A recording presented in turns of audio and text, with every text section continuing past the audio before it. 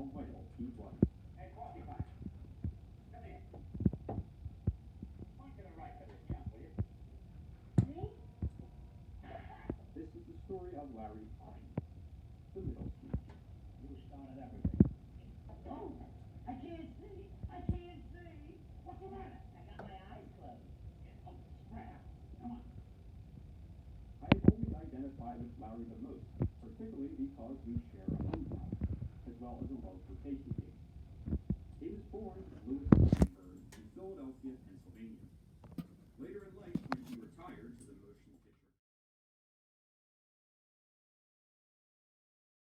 Okay, you're at the part where you're ready to put on your sealant, which in this case is the Dimensional Magic.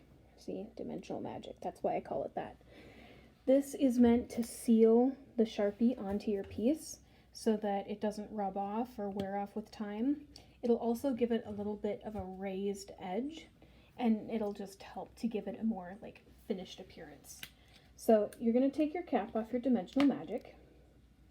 And if you've already used it or played around with it, there might be a little bit of gummy stuff on the tip, but the important thing is to hold it at an angle. And I'm going to hold my sheet down here. I'm going to go right around this hole. If you are going to forget about your work as you're leaving it, I would not go this close. I'm just going to come back to it after a little bit so I can reopen that hole. And I'm going to go around this outer edge. The more Dimensional Magic or sealant you put on your piece, the higher the sealant is going to go, so it's going to make more of a rounded edge.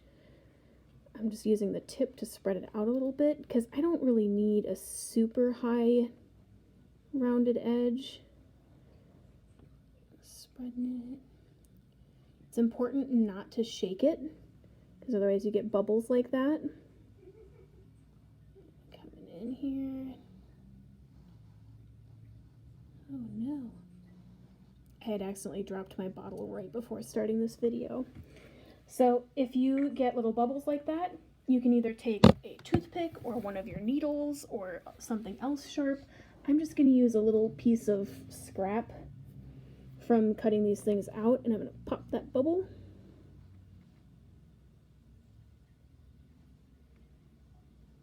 You can also use these kind of things if you ended up with hairs on your pieces. And it's going to start off looking kind of milky and somewhat opaque, but as it dries, it's going to dry clear. Now, it's important to let it sit flat. If you accidentally have it sitting at an angle, it's going to run and pool. If your piece ended up being a little bit shriveled, that can affect things too. But otherwise, at this point, it's ready to just sit and dry.